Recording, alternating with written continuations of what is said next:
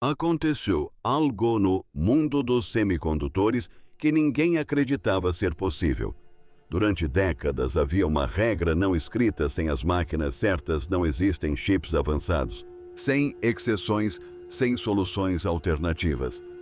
Uma empresa na China ficou completamente sem acesso a essas máquinas.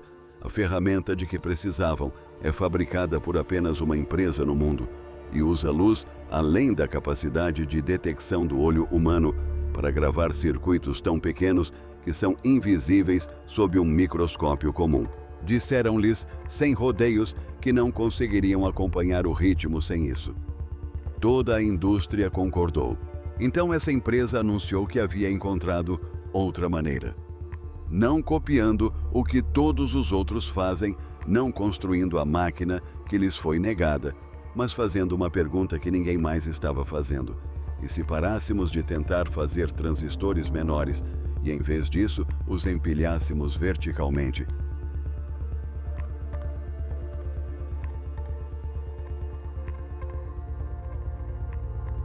Como construir um arranha-céu em vez de pavimentar um estacionamento. Se os cálculos se confirmarem, eles poderiam igualar o desempenho do que a indústria chama de chip, de 1 nanômetros, tudo isso sem a máquina que todos diziam ser absolutamente essencial.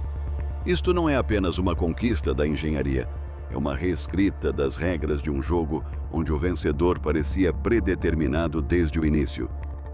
Se você gosta de vídeos que realmente explicam como a tecnologia funciona, clique no botão gostei. É preciso um esforço tremendo para pesquisar e produzir estes conteúdos. Inscreva-se para não perder o próximo.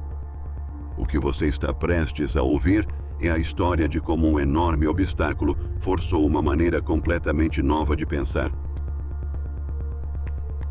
sobre a tecnologia mais importante da Terra. A resposta estava bem diante dos nossos olhos, mas foi preciso uma restrição que abalou toda uma indústria para que alguém finalmente a enxergasse. A regra dos 60 anos que está sendo quebrada. Por cerca de 60 anos, a indústria de tecnologia surfou em uma única onda. Os transistores ficaram menores, os chips mais rápidos, os computadores mais poderosos. O mundo mudou. Esse padrão era tão confiável que ganhou um apelido. Um engenheiro chamado Gordon Moore o percebeu em 1965 e a indústria adotou sua observação como princípio orientador. Aproximadamente, a cada 2 anos, os engenheiros encontravam uma maneira de miniaturizar os transistores, novamente dobrando a quantidade que cabia em um chip. Passamos de alguns milhares de transistores em um chip na década de 1970 para bilhões na década de 2000. Hoje, os chips mais avançados contêm centenas de bilhões deles. Pense no que isso significa no dia a dia. O celular que você carrega consigo tem mais poder de processamento bruto do que os supercomputadores que ocupavam salas inteiras e custavam milhões de dólares há algumas décadas. Uma criança jogando um jogo no celular está usando mais poder de processamento do que a NASA tinha durante o pouso na Lua. Esse é o tipo de progresso que a velha fórmula proporcionou geração após geração. Mas há algo que essas apresentações de marketing sofisticadas preferem omitir. O progresso está desacelerando. Aqueles saltos que costumavam acontecer a cada 2 anos agora se estendem por 3 ou 4. Construir uma única fábrica moderna de chips custa cerca de 20 bilhões de dólares. O desenvolvimento de uma nova geração de transistores pode custar 1 bilhão de dólares antes mesmo de um único chip sair da linha de produção. A principal fabricante de chips de Taiwan, empresa que produz chips para as maiores marcas de celulares e computadores do mundo, almeja um aumento de cerca de 6% na área de produção em sua próxima geração. 6%. Antes era 50% ou mais.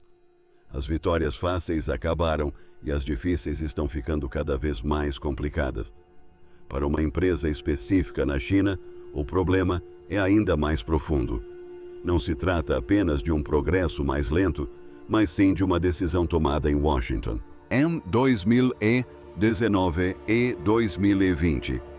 O governo americano impôs restrições abrangentes às exportações de tecnologia para essa empresa específica.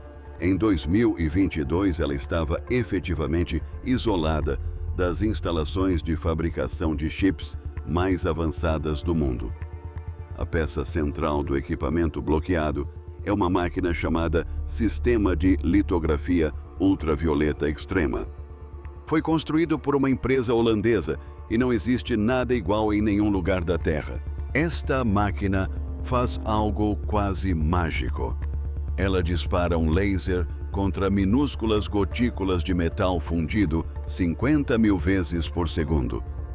Cada gotícula é vaporizada em plasma, e esse plasma emite um tipo especial de luz ultravioleta extrema, muito além da capacidade de detecção do olho humano.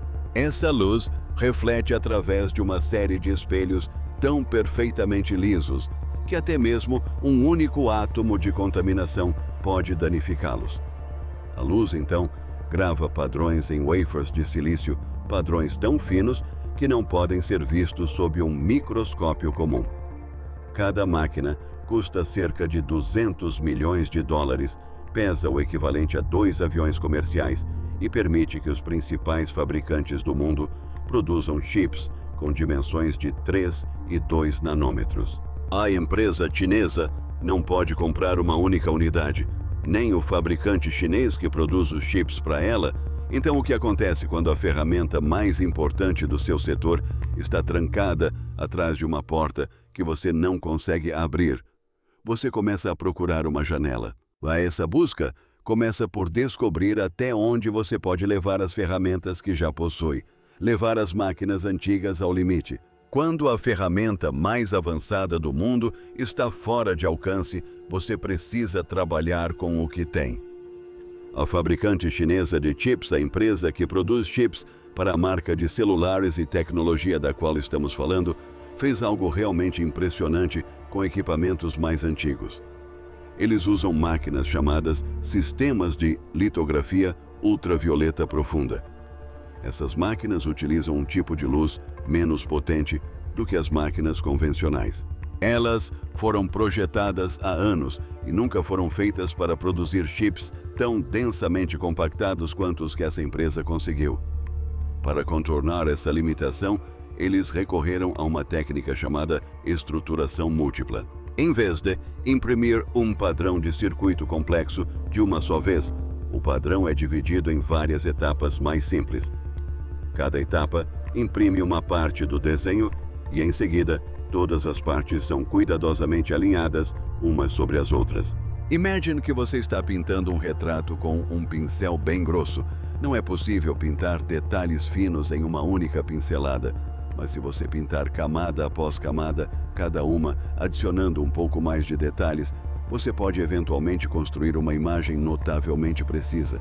Cada camada é simples por si só, mas juntas criam algo complexo.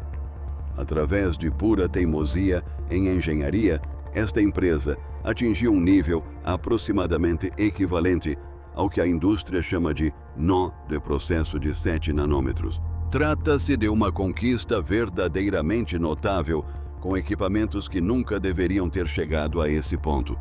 Quando os primeiros chips produzidos dessa forma apareceram em smartphones, analistas do mundo todo ficaram impressionados. Muitos já haviam descartado completamente a empresa, presumindo que as restrições a impediriam de avançar.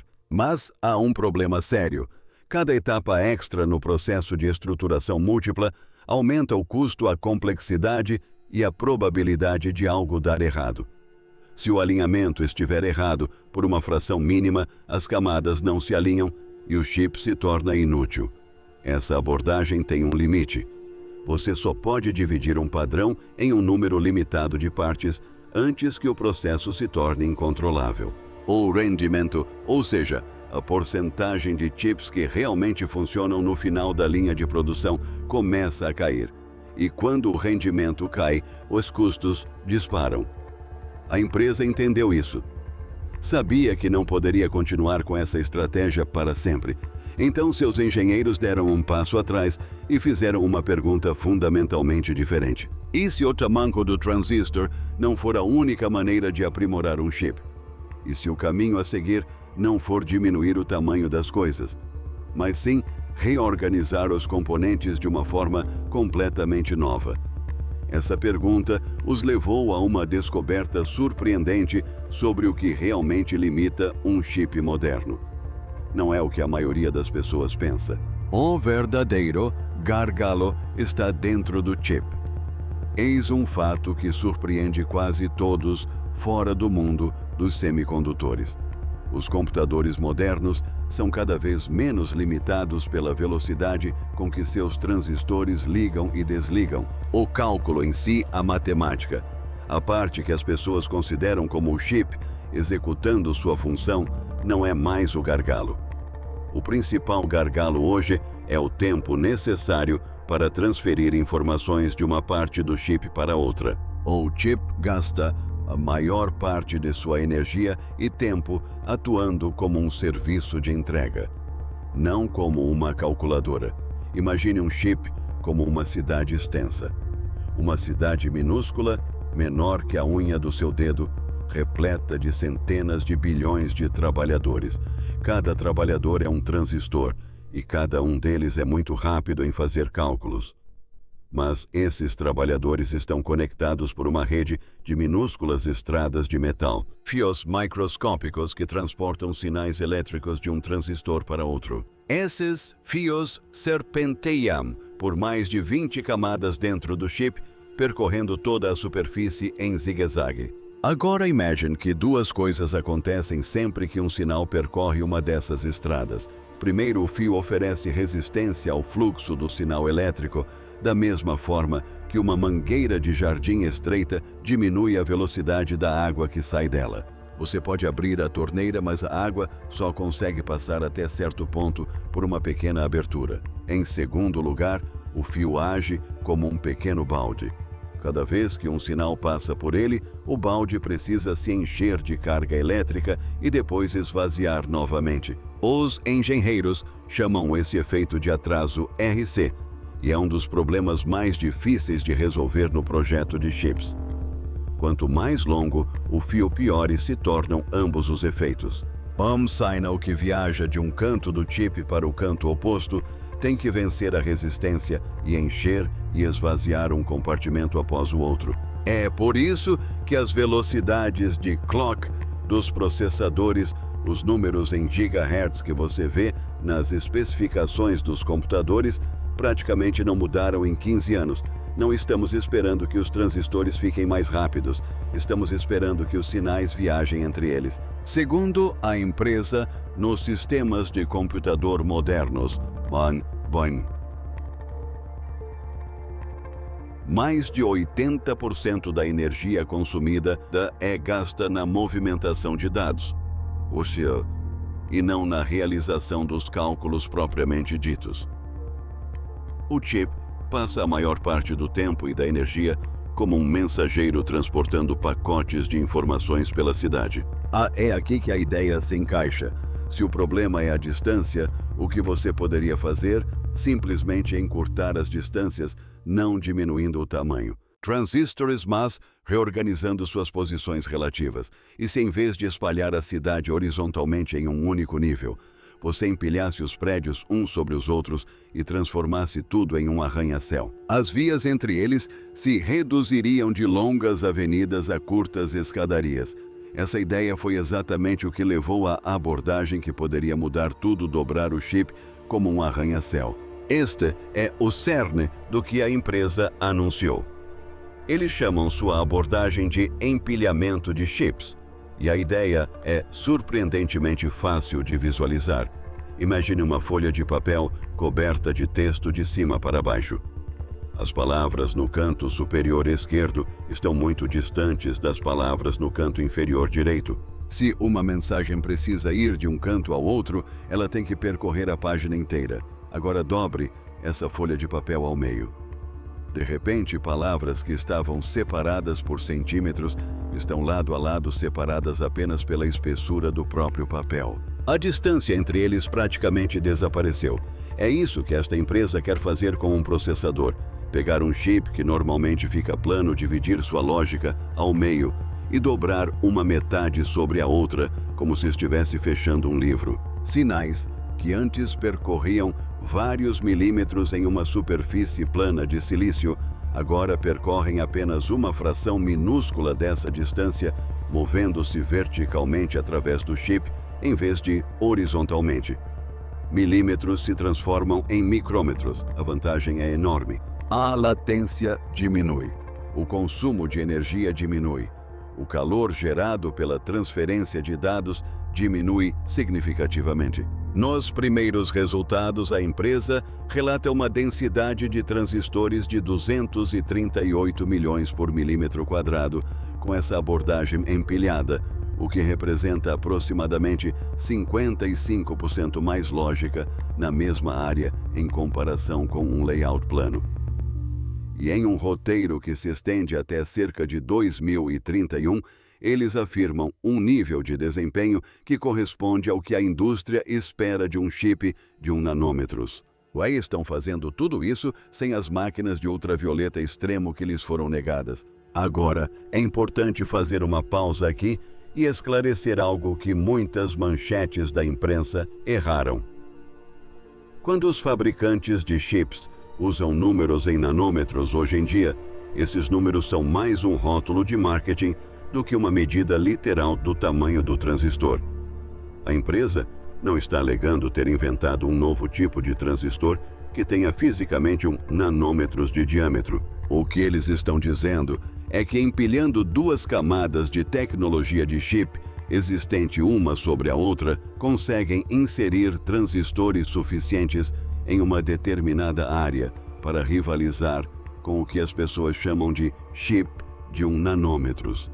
Isso ainda é uma conquista enorme, mas é um truque em nível de sistema, não um avanço em nível de transistor. A verdadeira descoberta, o número que está fazendo com que todos os engenheiros de semicondutores do mundo prestem muita atenção.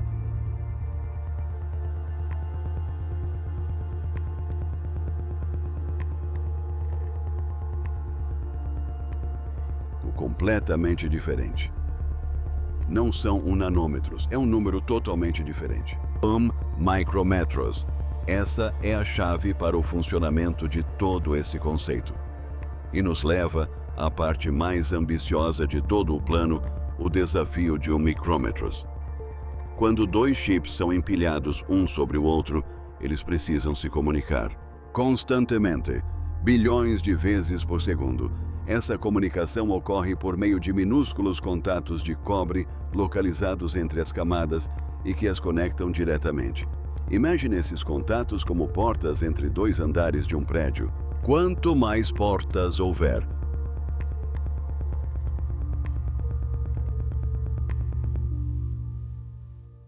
e quanto mais próximas elas estiverem, mais facilmente pessoas e informações poderão circular entre os andares. O espaçamento entre esses pontos de conexão é chamado de passo de ligação.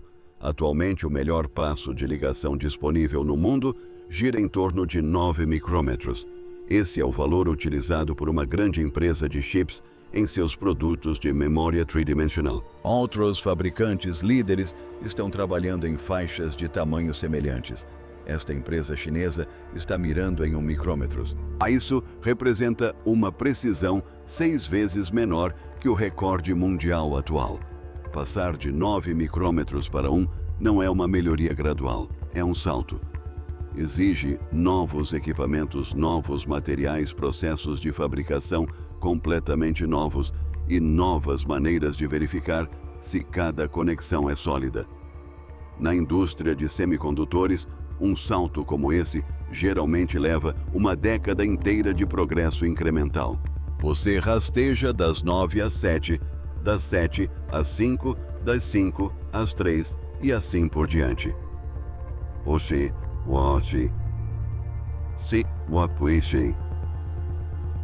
não pula simplesmente para da noite para o dia, mas se conseguirem algo extraordinário acontece. se houver conexões suficientes e compactadas o bastante entre as camadas. Os dois chips empilhados deixam de se comportar como dois dispositivos separados. Eles passam a funcionar como um único processador unificado. A fronteira entre eles desaparece efetivamente do ponto de vista do desempenho. Seria como se dois escritórios se fundissem tão perfeitamente que os funcionários nem sequer conseguissem mais distinguir em que andar estão. Mas aí a física entra em cena e faz uma pergunta muito incômoda. Os chips de memória, aqueles que apenas armazenam dados, funcionam a temperaturas relativamente baixas. Eles não acalmam os vizinhos. Os chips lógicos são uma história completamente diferente. Eles alternam bilhões de vezes por segundo e cada alternância gera um minúsculo pulso de calor. Multiplique isso por centenas de bilhões de transistores e você terá uma quantidade enorme de energia térmica sendo produzida em um espaço menor que um selo postal. No momento, esse calor escapa pela superfície superior e inferior do chip para o sistema de resfriamento que o envolve. Um grande centro de dados, esse sistema pode ser enorme. Bancadas de ventiladores, circuitos de refrigeração líquida, enormes salas com ar-condicionado.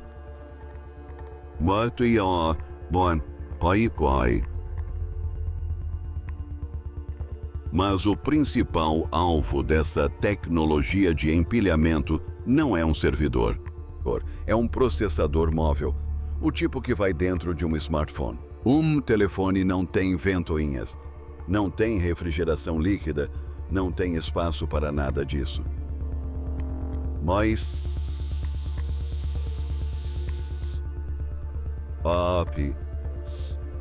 tem uma fina placa de metal e talvez uma pequena folha de grafite e fica na sua mão. Então não pode esquentar muito, senão fica doloroso de segurar. Se você colocar um chip lógico quente em cima de outro chip lógico quente, o calor da camada inferior não terá para onde ir. A camada superior o reterá. O resultado é um minúsculo sanduíche térmico e o recheio está queimando.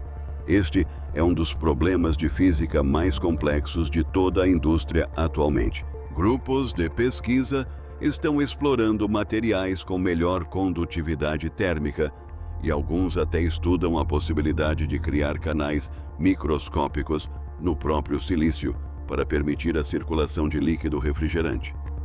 Mas nenhuma dessas ideias foi comprovada em escala de produção em massa. A forma como essa empresa lidar com a questão do calor determinará se seu plano é real ou apenas uma apresentação de slides impressionante. A essa resposta tem implicações que vão muito além de uma única empresa. Um novo tipo de progresso. O anúncio é real. Os desafios de engenharia são reais. O resultado final é desconhecido. Mas mesmo que tudo funcione perfeitamente, o que isso realmente muda para o resto de nós e para o resto da indústria? Durante 60 anos, a receita antiga manteve sua qualidade excepcional. Ela produzia batatas fritas melhores e mais baratas ao mesmo tempo. Cada nova geração oferecia mais desempenho a um custo menor por transistor. Você obtinha mais por menos. Essa era a mágica.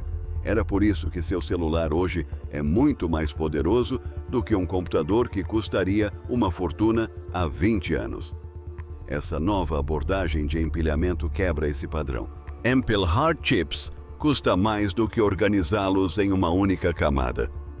Um processo de colagem com 1 micrômetro custará mais do que um com 9 micrômetros. Você está trocando dinheiro por capacidade.